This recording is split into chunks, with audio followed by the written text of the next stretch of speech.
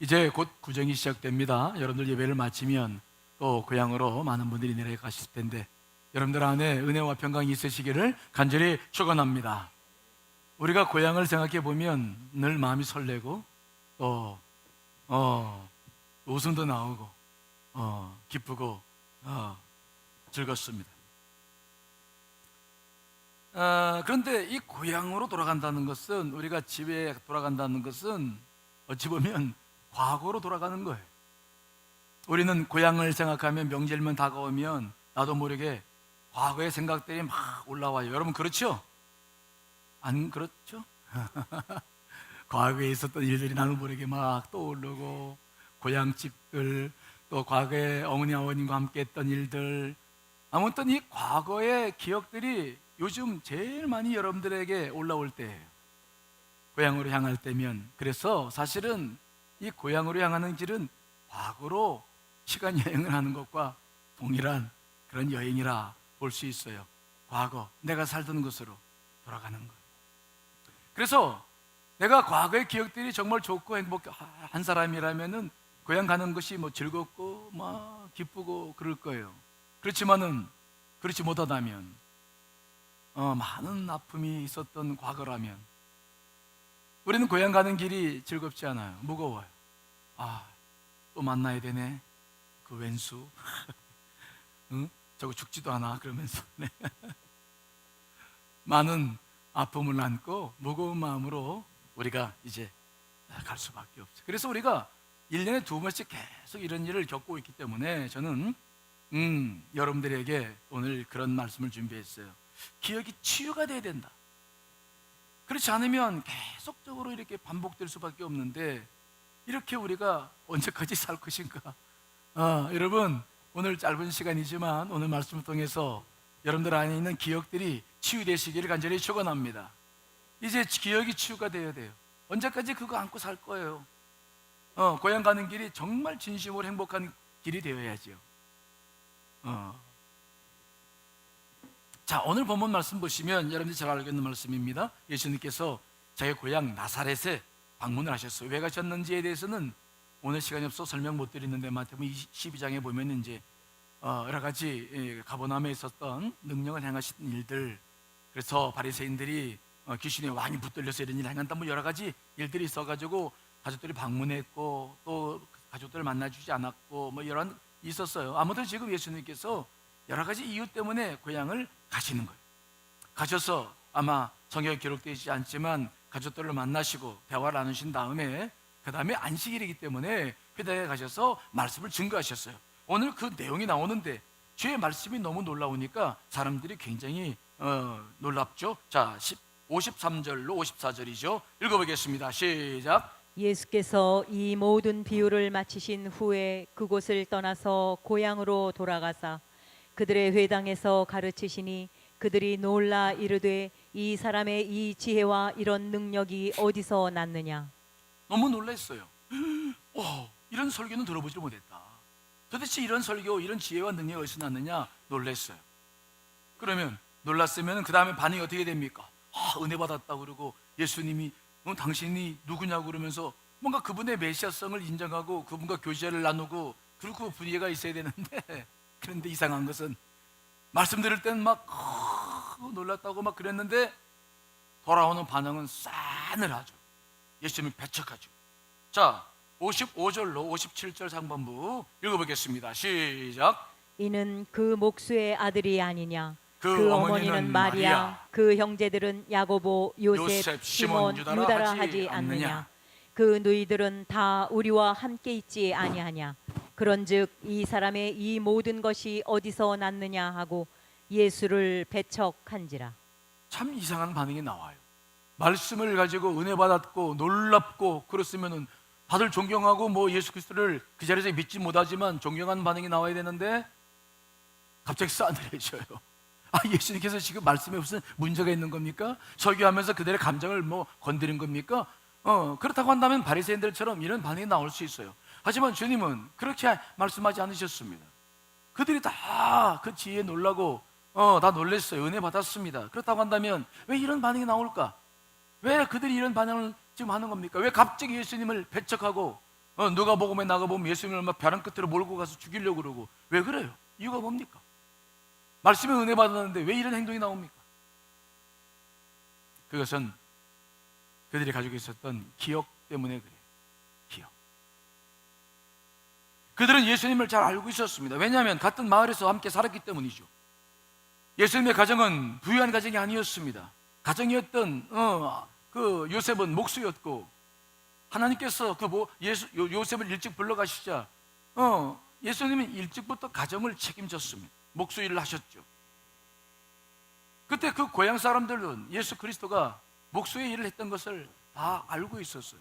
혹시 그 사람들 중에는 예수님께서 만들어 놓으신 농기구나 가구를 구입해서 쓴 사람도 있을 겁니다. 예수님은 공생 이전에는 일체 자기의 능력을 드러나지 않았어요. 우리가 가나안 포도주 비유에서도 나옵니다마는 그 능력을 행하실 때 내 때가 되지 않았다. 주님은 아직 자신의 때가 되지 않았기 때문에 가정과 함께 살았을 때에는 전혀 그런 능력을 보이지 않았어요. 그래서 평범했습니다. 물론 조금 뭔가 비범한 건 있었겠죠. 하지만 몰랐어요. 만일 그때 예수님께서 기구를 만드시는데 손으로 만들지 않고 말씀으로 뭐 예를 들어서 뭐 하나 나와라 그러면 탁 나와서 그것을 사람들에게 판매했다면 사람들이 뭔가 달랐겠지만 그런 능력은 전혀 행하지 않으셨어요. 그들 기억 속에는 예수님 하면 그냥 목수의 아들이에요. 그냥 목수 생활했던 것입니다. 그의 어머니는 마리아였어요. 평범했습니다. 그의 동생들은 야고보, 요셉, 시몬, 유다가 있었어요. 예수님의 누이 동생들도 있었는데 그들도 그저 평범하게 살았어요.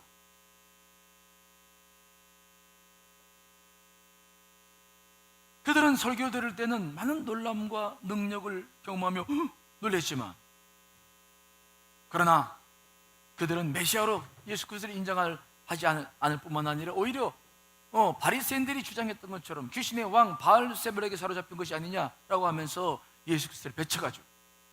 뭐 때문입니까? 기억 때문에. 그들이 알고 있는 예수 아니라는 거예요. 기억. 여러분, 고향은 늘 그립고 가고 싶은 정겨운 곳입니다. 예수님께서도 고향을 그렇게 생각하셨을 거예요. 하지만 고향은 그렇게 정겨움만 있는 것이 아닙니다. 고향은 오늘 예수님이 경험하신 것처럼 과거의 기억들이 그대로 살아있는 것입니다. 내가 지금 아무리 세월이 지나고 세월이 흘렀어도 나이가 먹었어도 그 기억은 변하지 않아요. 과거는 과거 속에서 계속해서 지금 그 흔적이 남아있는 것, 아픔과 과거의 상처가 그대로 공존하는 것, 그것이 우리가 찾아가는 고향이죠.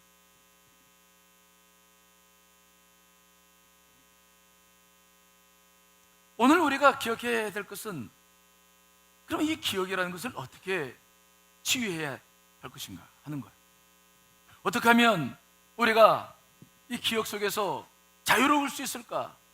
과거의 그 상처와 아픔 속으로부터 좀 해방될 수 있을까? 그렇지 않으면 어떻게 살겠어요? 얼굴을 만나서 반갑다고 형제끼리 하긴 하는데 속에서는 깡 하고 있는 게 있어. 겉은 그냥 웃고 밥을 먹고 하는데 속은 엉키려고 있다가 갑자기 이게 건드려지면 갑자기 막 폭발해. 그리고 막 싸우기도 하고. 그렇죠? 그러지 않기를 바랍니다마는 우리 집에 경우엔 그런 일이 있었다, 그런 얘기. 자, 성경은 기억을 어떻게 말씀하고 있습니까? 기억은 하나님의 성품 중에서도 본질이라고 할 수 있어요. 굉장히 중요합니다. 하나님은 성경에 보면 언제나 기억하시는 분이십니다. 기억은 하나님께서 우리를 용서하시거나 구원하시거나 우리와 함께 하실 때에 쓰시는 통로예요. 우리가 그분을 기억하지 못한다면 우리는 그분을 만날 수 없습니다. 그렇죠? 그분의 말씀을 기억할 수 없다면 우리는 신앙을 지킬 수 없어요. 하나님과 우리 사이의 통로는 기억이라는 것을, 기억의 통로를 쓰고 있어요. 그래서 기억은 하나님의 성품 가운데도 가장 중요한 것이고, 하나님은 그래서 기억하시는 분으로 성경에 기록되고 있죠. 이스라엘 백성들이 출애굽을 하기 전에 노예 생활을 했을 때 그들의 삶이 너무 고통스러워서 고통 속에서 기도했을 때 하나님이 그 소리를 들으시고서 기억하시죠. 자, 출애굽기 2장 24절로 25절 읽어보겠습니다. 시작. 하나님이 그들의 고통 소리를 들으시고 하나님이 아브라함과 이삭과 야곱에게 세운 그의 언약을 기억하사 하나님이 이스라엘 자손을 돌보셨고 하나님이 그들을 기억하셨더라. 아멘. 그들의 고통 소리를 들었을 때에 하나님은 아브라함과 맺으셨던 언약을 기억하셨어요. 그리고 그들을 기억하셨다. 하나님은 아브라함, 창세기 15장에 나오죠. 아브라함과 약속하셨어요. 아브라함아, 네 자손이 하늘의 별처럼 될 것이다. 그런데 그 전에 애굽에 가서 400년 동안 종사를 해서 거기에서 민족이 이제 부강한 민족으로 될 것이다. 그런 다음에 출애굽을 해서 가나안 땅에 돌아와 네가 있는 이 땅을 차지할 것이다. 창세기 15장에 약속하셨어요. 그리고 시간이 지나서 이스라엘 백성들이 지금 이제 애굽에서 종살이를 하는 거예요. 그때 너무 힘들고 막 고통 죽겠다고 하나님께 하소연하니까 하나님의 귀의 소리를 들으시고 난 다음에 뭘 기억하셨다고요? 아브라함과 한 언약을 기억하셨어요. 그리고 그들을 기억했다. 하나님은 기억하시는 분이에요. 기억은 하나님의 본질과 성품 가운데 굉장히 중요한 거예요. 그분은 우리를 기억하십니다. 그렇죠? 우리의 죄도 기억하시죠. 십자가의 보혈로 다 씻겨주시지만 기억은 그분의 본질적인 성품이에요. 그래서 그분은 우리들에게도 자신을 잊지 말라고 기억하라고 말씀하시고 신앙생활은 계속 그분을 기억하는 것입니다. 그래서 출애굽을 해서 그들이 이제 가나안 땅에 들어갈 때에 모세가 하나님의 부름을 받기 전에 그 하나님에 대한 말씀, 정확한 말씀하고 계시죠. 신명기 6장 4절로 9절 읽어보겠습니다. 시작. 이스라엘아 들으라. 우리 우리 하나님 하나님 여호와는 오직 유일한 여호와이시니 너는 마음을 다하고 뜻을 다하고 힘을 다하여 네 하나님 여호와를 사랑하라. 오늘 내가 네게 명하는 이 말씀을 너는 마음에 새기고 내 자녀에게 부지런히 가르치며 집에 앉았을 때든지 길을 갈 때든지 누워 있을 때든지 일어날 때든지 이 말씀을 강론할 것이며 너는 또 그것을 내 손목에 메어 기호를 삼으며 내 미간에 붙여 표로 삼고 또 내 집 문설주와 바깥문에 기록할지니라. 아멘. 가나안 땅에 들어가기 전에 모세가 하나님의 음성을 대변하면서 뭐라고 말씀하십니까? 오직 하나님은 유일하신 여호와시니 내 하나님 여호와를 사랑하라. 기억해라. 잊지 말아라. 그 말씀을 마음에 새기라. 내 자녀들에게도 앉아있을 때나 길을 갈 때나 어떤 때든지 그 말씀을 기억하도록 해라. 집에다가 다 표시하라. 그만큼 하나님은 기억을 통해서 우리와의 관계를 맺으시고 우리가 기억 못하면 그분 잊어버리게 되는 거예요. 그래서 기억이라고 하는 것은 우리 기독교에 있어서 굉장히 중요한 겁니다. 하나님의 성품이고 우리가 그 기억을 통해서 그분을 기억해 나갑니다. 그래서 구약의 유대인들은 출애굽의 역사를 지금까지 그들은 지키고 있죠. 기억합니다. 우리는 십자가의 순환을 기억해야 될 줄 믿습니다. 지금도 우리는 계속 사순절을 보내고 있어요. 기억을 하는 것입니다. 우리가 드리는 이 예배 때에도 계속 설교를 합니다. 기억시키는 거예요. 절기를 지킵니다. 그분이 하신 일을 계속해서 우리가 기억하는 거죠. 그래서 교회는 기억의 공동체입니다. 오늘 우리가 성탄節을 향하고 있습니다. 주님의 살과 피를 우리가 경험하면서 무엇을 생각합니까? 십자가의 사건이죠. 하나님은 우리가 자신이 하신 일을 기억하며 살기를 원하셔요. 그분은 기억하시는 분이시고 우리에게 자기의 형상대로 지음받으셔서 받게 한 다음에 우리로 하여금 기억할 수 있도록 인생을 살게 하셨다. 이게 우리가 가지고 있는 기억이라고 하는 놀라운 일입니다. 그렇다면 인간의 기억은 무엇을 통해서 이루어집니까? 하나님께서 어떻게 창조하셨습니까? 바로 인간의 뇌입니다. 하나님께서는 우리가 뇌를 통해서 모든 것을 기억할 수 있도록 만드셨어요. 그래서 의학계의 통계에 의하면 뇌 속에는 신경세포가 얼마나 있냐면 약 130억 개가 있다. 몇 개요? 놀라지도 않죠? 130억 개요. 우리 뇌 속에 기억세포가. 이 세포들은 각각 대부분 가까운 곳에 있는 다른 신경세포 5,000개와 연결되어 있고요. 어떤 신경세포는 5만 개나 되는 세포와 연결되어 있다고 그래요. 그래서 이 숫자를 뇌과학자들도 다 파악 못해요. 천문학적인 숫자라고 이야기를 해요. 뇌 하나에 연결되어 있는 신경세포가 은하계에 별만큼이나 많다는 거예요. 이거 어떻게 우리가 이걸 설명합니까? 우리 이 뇌 하나가 정말 우주의 신비를 다 담고 있는 거예요. 이게 신비로운 거예요. 신체 곳곳에도 전략적인 지점에 파수병처럼 감각기관들이 다 있어서 뇌로 전달하죠. 우리 피부를 예를 들다면은 피부 속에서 아픈 것에 민감한 통증 감지 세포가 우리 이 세포 속에, 피부 속에 몇 개가 있냐면 400만 개가 있대요. 몇 개요? 그러니까 어디든 눌러도 아픈 걸 다 느끼는 거야. 이게 400만 개가 있다는 거야. 그리고 만지거나 누르는 것을 느끼는 세포가 50만 개. 온도를 감지하는 세포가 몇 개나 있을까요? 우리 몸에 온도, 뜨겁다 덥다. 교회 오면 제일 먼저 느끼잖아요. 그렇죠? 더운데 나도 모르게 목도리 벗고, 추운데 이거 얼마만큼의 센서가 우리 몸에 장착되어 있는 줄 아십니까? 20만 개. 몇 개요? 20만. 머리로부터 발끝까지 온통 센서들이, 우리는 지금 뭐 들어가면 불 켜지고 이 센서들 다 이용하지만 우리 몸에는 아주 그냥 그런 센서들이, 온도 감지 센서가 20만 개가 그냥 정말 이건 어떻게 이런 놀라운 일은 어떻게 설명이 안 돼. 기억이라고 하는 것이 신비로운 것은 뭐냐면 이렇게 믿기 어려울 만큼 복잡한 뇌의 조직 안에서 뿌리를 내리고 있다는 거예요. 또한 기억은 뇌의 조직망을 초월하는 마음의 일부분이기도 합니다. 따라서 우리가 무엇인가 기억한다는 것은 단순히 뇌에 저장된 영상 파일을 말하는 것이 아니라 전 인격을 통해서 경험되는 감정, 생각, 습관, 태도, 성향 모두를 포함해죠. 참 신기해요.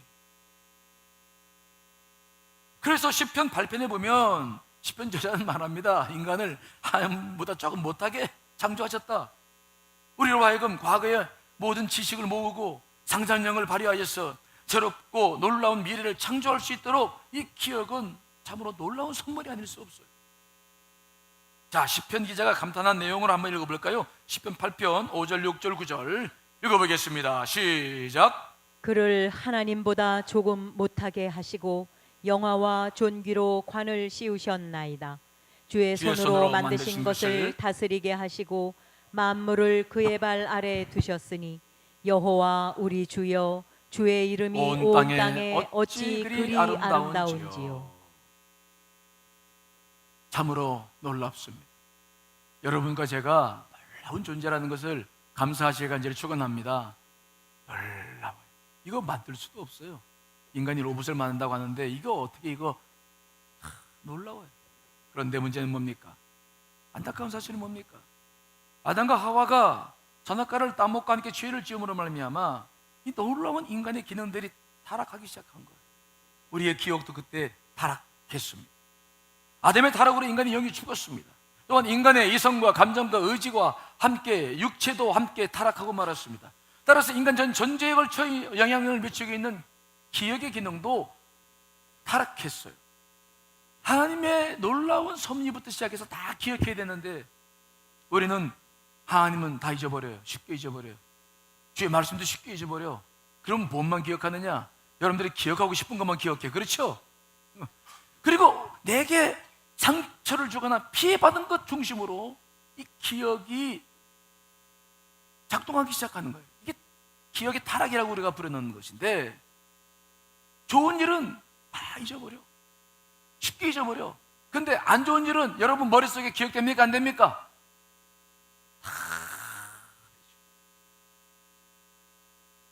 신체적, 정신적, 감정적 고통을 가져오는 것을 우리는 상처라고 말하는 것인데 특별히 우리가 타락하고 난 다음부터 자기 중심적인 삶을 시작하면서 제일 인간들이 많이 기억하고 있는 상처가 뭐냐?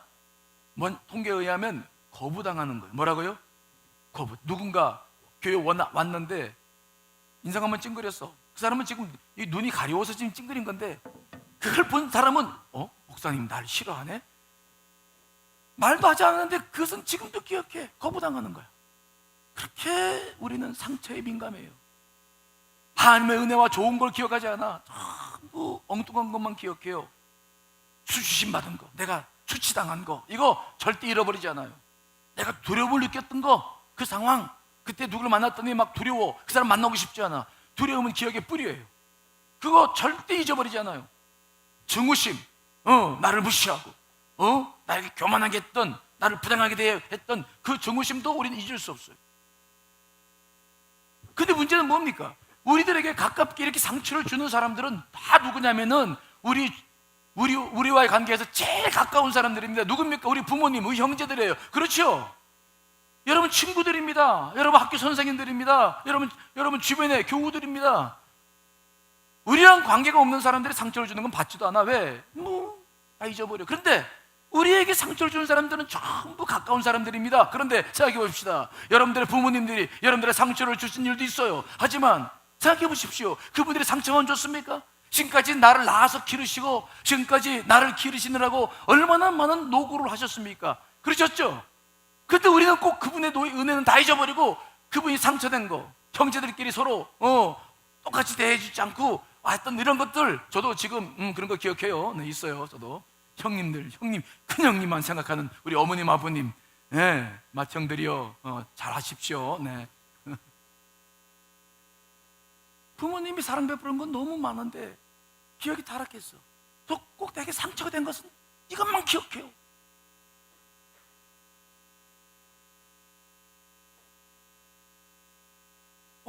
오직 그늘진 것만 기억해요. 이게 우리의 고민이에요. 아니, 친구들이 나에게 잘못한 것도 많지만, 아니 그래 잘못만 했어요? 함께 보냈던 즐거운 추억도 얼마나 많습니까? 근데 그것은 다 잊어버리고 배신했던 것만 다 머릿속에 남아있어요. 특별히 이 기억의 타락 중에서 오늘 강조하고 싶은 거 한 가지가 있습니다. 그것은 무엇이냐? 한번 기억하면 마치 사진 찍는 것처럼 한번 딱 찍히면 그게 평생 변하지 않는다는 거예요. 그렇죠? 그렇죠? 나쁜 기억으로 딱 한 사람 찍어 놓으면 그 사람을 만날 때마다 우리는 옛날 사진 찍어 놓은 거 생각했고, 자식, 네가 아무리 그래 봐라 임마, 아무리 그 사람이 선하게 살고 아무리 잘 살아도 속으로는 자식, 저게 누구 속이고 있네 저거, 아이고 아무리 그래 봐도 소용없어. 우리에게는 한 번 찍힌 기억은 더 이상 발전되지 않아요. 그대로 그것이 남아있는 거예요. 흑백 사진처럼 남아있어. 제가 얼마 전에 반가운 목사님 한 분 찾아오셔가지고 대화를 나눴는데, 그분이 이야기를 들어보니까 정말 좋은 일이고, 그래 목회를 저렇게 해야지, 존경하실 분이고, 근데 이상하게 내 마음속에는 그분의 말이 하나도 안 들어와. 믿어지지가 않아. 신기하잖아요. 그 위에서 나온 말씀 다 좋은 말씀이라서 아멘 아멘 그렇죠 그렇죠. 그런데 속에서는 이상한 반응이 나오는 거예요. 그래서 내가 그분을 보내고 난 다음에 내가 차를 마시면서, 주여 이거 웬일입니까? 내가 왜 그렇습니까? 그분이 하신 말씀 다 좋은 말씀 아닙니까? 근데 왜 나는 그분을 지금 받아들이지 못하고 신뢰하지 못합니까? 생각해 봤더니 20년 전에 찍어놓은 사진들이 있어요. 20년 전에 그분과 나와의 관계 속에서 내가 찍어놨던 사진들이 있는데 그것은 좋은 사진들이 아니야. 그분은 그렇게 살았던 분이 아니야. 그분을 존경할 분이 아니었어요. 내 속에 계속 그 사진이 남아있는 거야. 지금 아무리 나랑 좋은 얘기를 하고 지금 웃으면서 해도 내 속에서는 그것이 작동하는 거야. 그 사진이 작동해. 지금 대화가 이게 진정으로 되질 않아요. 그래요? 당신 그렇게 말하지만 속으로 다 딴 생각 있잖아. 당신 솔직히 말해서 속 있는 진실해야지 뭐 말만 그렇게 해서 뭐해. 아무리 좋은 말을 하고 좋은 관계를 위해서 지금 노력하고 있어도 내 속에서 이 사진이 찢어지지 않아. 계속 역사하는 거죠. 이것으로 나는 평가하고 이것으로 반응 보이는 거예요. 이게 참, 제가 이게 큰 문제구나. 생각해 보십시오. 20년이 지났어요. 그러면 하나님께서 그분을 얼마나 훈련시켰었을까? 그렇죠? 말씀하고 기도하면서 그분이 얼마나 변화했었을까요? 20년이라는 세월은 정말 한 사람이 변하고도 남을 만한 세월입니다. 아무리 죄가 많은 사람이랄지라도 하나님께서 그를 들어 쓰신다고 한다면 그 사람은 놀라운 변화를 지금도 하고 있다는 겁니다. 이해되시나요? 그럼 변화된 그분을 내가 진정으로 맞이해야 되는데, 나는 변화된 그분은 아니야. 과거에 나한테 찍힌 거 사진 찍힌 거, 그걸로 계속 사람을 보는 거. 여러분들이 이제 고향에 내려가시죠. 부모님도 뵙고 일가 친척도 뵙고 친구들을 봐요. 그들이 반가워서 인사하고 막 안아주고. 그래도 여러분들은 이미 찍힌 사진 가지고 그 사람들을 볼 거예요. 그렇죠? 반갑다 그러면 속으로 에이씨 쳐다보기 싫어. 어서 와. 에이 속. 계속 그 사람은 정말 변화된 모습 속에서, 새로운 모습 속에서 관계를 맺으려고 애를 쓰는데, 여러분들은 계속 20년 전에 찍은 사진 가지고 너 그래 봐야 소용없어. 너 원래 그렇잖아. 아니에요. 사람 변할 수 있습니다. 물론 변하지 않는 사람도 있어. 아주 그냥 더 강해진 사람도 있어. 하지만 예수 그리스도 안에 있는 사람들은 변화가 시작되는 줄 믿습니다. 또 기억해야 될 건 무엇입니까? 그 사람들이 변화 설령 안 됐다 치더라도 누구는 변화될 수 있는 겁니까? 나는 변화되는 거 아닙니까 지금? 나는 그 사람들을 수용할 수 있을 만큼 변화되고 있는 거 아닙니까? 하지만 우리는 계속해서 과거 그대로 머물러 있어요. 예수님의 고향 사람들은 그런 실수를 범했어요. 예수님이 비록 계획이 계셨어, 공생의 전에는 능력을 행하지 않으셨어요. 하지만 그분의 말씀을 들었을 때 놀라웠어요. 그분의 능력이 놀라웠어요. 그렇다고 한다면 그 현실과 관계를 맺어서 이거 무슨 말씀입니까? 당신 누구십니까? 그 현실의 관계를 맺어야 되는데 그들 속에는 계속 과거에 목수시절했던 예수 그리스도 그 기억만 남아있는 거예요. 그 사진만 남아있는 거예요. 그것으로 그냥 주님을 보는 거예요. 그분의 살아계신 관계는 전혀 아무것도 할 수 없는 겁니다. 이해되십니까? 우리들의 삶 속에서도 계속 이런 문제가 계속되는 거예요. 특별히 과거의 사람을 만날 때, 오래된 사람들을 만날 때 여전히 이것들이 계속해서 우리 안에 우리를 힘들게 하는 원인이 되는 거예요. 그분은 변했어요. 여러분들에게 사과하지 못하고 미안하다고 말하지 못했어도 그들 속에서는 살면서 내가 잘못했어. 근데 말도 못하겠고 어떻게 계기가 주어져야 되는데 말도 못해. 그래서 그냥 더 반갑게 해주는 거예요. 근데 우리는 속으로 이게 또 무슨 꿍꿍이 있어가지고 나한테 이렇게 반갑게 해주나. 계속. 저도 이제 형수님을 만나야 되는데 형수님 만나면 조카들 찾아오고 반가워요. 형수님 만나면 벌써 몇 년 전이에요? 벌써 30년 전인데 반가워. 근데 아직도 그때의 그 얼굴이 기억나. 도무지 믿어지지가 않아. 목사님, 이제 목사님을 부르 형수님도 교회 나가니 목사님 잘 지내셨어요? 건강하시죠? 그런 말을 들을 때마다 예 형수님 고마워요 이래야 되는데 속으로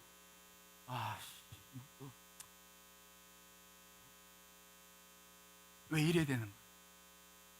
왜 이래야 되냐? 왜 이렇게 살아야 되냐고. 주님께서 과연 우리의 모습을 보면서 어떤 마음이실까? 그분은 십자가의 보혈로 우리 죄를 다 씻어주시고 지금 우리가 정말 하나님의 자녀가 되었습니다. 그렇죠?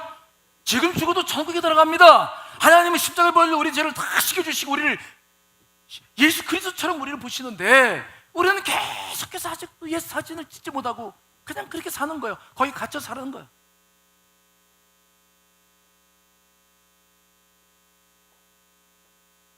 우리가 이번에 이 구정 명절을 이제 곧 지날 텐데 이번에는 여러분들 안에 있는 과거의 사진을 다 찍고 지금 변화된 살아있는 모습으로 일가 친척을 만나고 친구들을 만나고 관계를 맺으실 간절히 축원합니다. 과거의 사진이 아니라 더 이상 과거가 아니라 그 흑백 사진이 아니라 지금 내 모습으로 지금 그 사람의 모습으로 그 사람이 말 한마디 한마디에 행하는 모든 것들을 지금으로 보는 거예요. 지금 진지하게 정말 지금 그분의 모습으로 그분을 받아들일 수 있어야 되지 않겠는가 하는 거예요.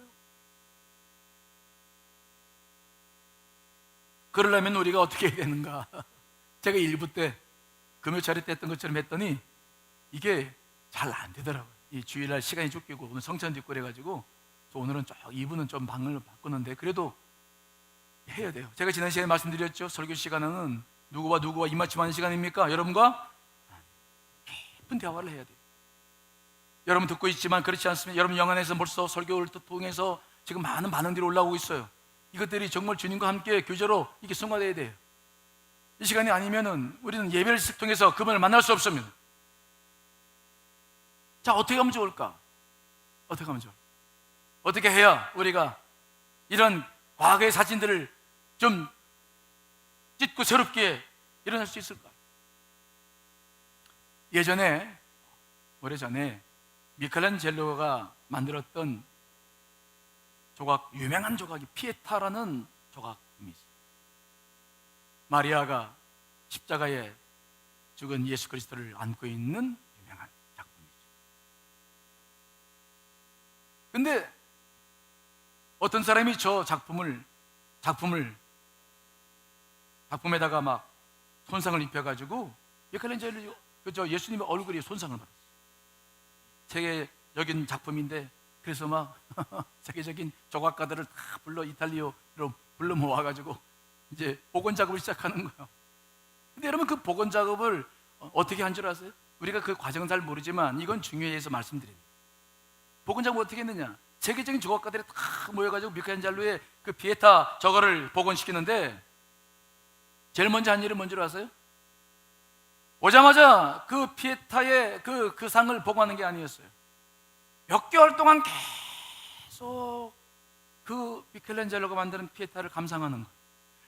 그 선율과 어떻게 그 한 선에서 고통과 황홀감을 표현하고 있는지, 그들은 계속 몇 개월간 그 작품을 감상하면서 감동받고, 와, 놀랍다, 어떻게 사람이 이런 걸 자꾸 할 수 있을까?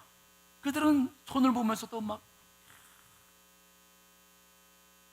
몇 개월이 지난 다음에 그들이 피에타를 복원할 때 그 조각가들의 손은 자신들의 손만은 아니었어. 이미 미켈란젤로의 마음과 미켈란젤로의 그 손길로 그 피에타를 복원할 수 있었다. 우리가 우리의 깨진 손상된 나를 복원하려면 정말 우리는 피에타보다 훨씬 더 거룩하고 멋진 작품 아닙니까? 하나님께서 얼마나 우리를 멋지게 만드셨어요. 자기 보세요. 어떻게 우리가 이러한 존재가 되었습니까? 정말 생각하면 할수록 너무 귀한 존재들이에요. 우리가 제일 먼저 해야 할 것은 뭐냐? 여러분, 나라는 존재가 소중한 존재라는 사실을 여러분의 관점이 아니라 하나님의 관점으로 볼 수 있어야 돼요. 자, 여러분, 먼저 에베소 2장 10절 말씀을 읽어보겠습니다. 시작. 우리는 그가 만드신 바라 그리스도 예수 안에서 선한 일을 위하여 지으심을 받은 자니, 이 일은 하나님이 전에 예비하사 우리로 그 가운데에서 행하게 하려 하심이니라. 아멘. 우리는 하나님의 위대한 작품인데 선한 일을 하도록 창조됐어요. 우리는 그 무엇과도 비교할 수 없는 놀라운 작품입니다. 그런데 저 피에타 작품이 망가졌을 때 세계인들이 그렇게 염려했는데, 하나님께서 우리가 망가진 채 살고 있는 것을 보면서 얼마나 아파하시겠냐 이 말이에요. 여러분 자신이 망가질 때, 여러분들이 과거에 아픔을 겪을 때, 그때는 여러분만이 아니에요. 하나님이 더 아파하셨다는 사실을 믿으시기 간절히 축원합니다. 예수 그리스도가 더 아파하시는 거예요. 그렇게 내가 공돌이 만들었는데 그걸 깨다니, 정말 주님께서는 지금도 우리가 다시 하나님 형상대로 회복되기를 원하시는 줄 믿습니다.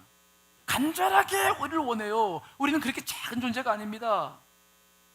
때문에 우리가 해야 할 일이 있어요. 어떤 일을 해야 되느냐? 오늘은 잠깐 시간을 가질 거예요. 자, 눈을 좀 감아보세요. 눈을 감아.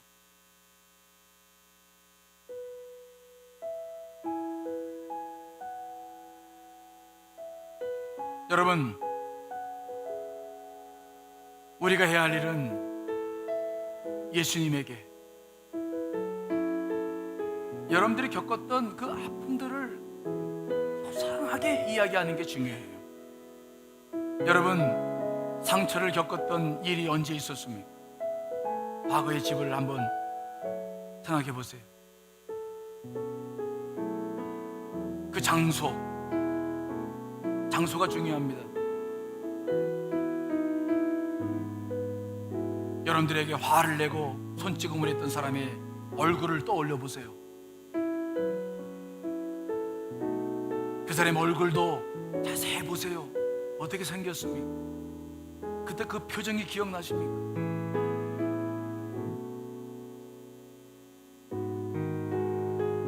그 주변에 누가 있었습니까? 뭐가 있었습니까? 이 시간 기도할 겁니다. 그때 그 사람이 여러분에게 행했던 말들을 예수님께 그대로 옮기세요. 그리고 예수님께 그 사람을 소개하세요. 여러분이 당한 것을 주님께 좀 아뢰어 보십시오.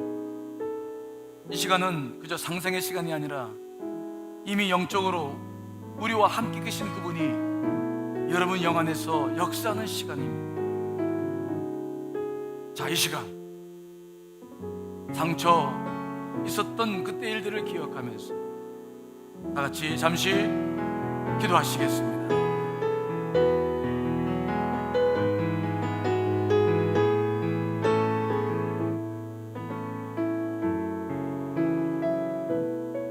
여러분,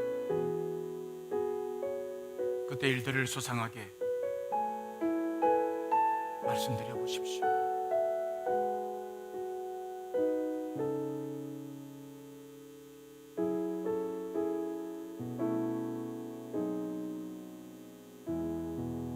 그때 일들을 떠올리는 분들도 계시고 그렇지 못한 분도 계시겠습니다만은, 그렇지 못한 분들은 생각나는 것들을 주님께 이야기해 보세요. 과거의 기억을 치유하고 나가셔야 됩니다.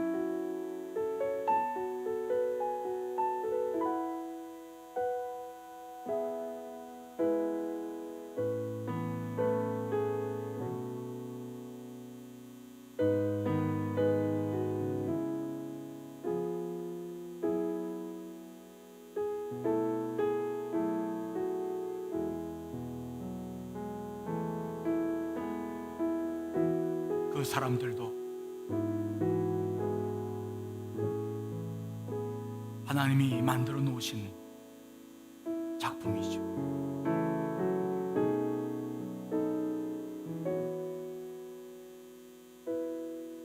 그들도 우리처럼 먹고 살아야 했고 자녀들이 있었고 불안하고 두려웠을 것입니다.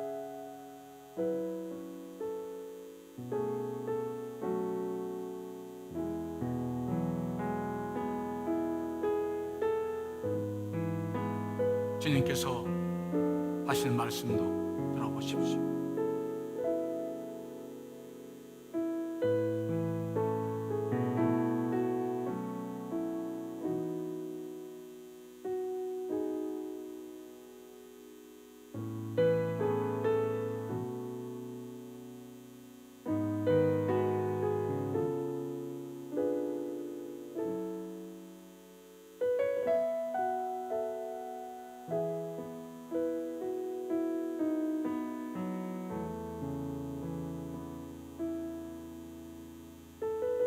하나님, 이 시간 우리의 기억 속에 머물며 우리를 오랫동안 괴롭혔던 사람들을, 그 사건을 주님께 올려드렸습니다. 이제는 그 빛바랜 낡은 사진을 찢고 새롭게 주의 사랑으로 다가서기를 원합니다. 하나님, 우리의 마음을 만져주시고 저들을 불쌍히 여겨 주시옵시며, 이번 구정에는 새로운 눈으로 저들을 볼 수 있도록 우리와 함께해 주시옵소서. 예수님의 이름으로 기도합니다.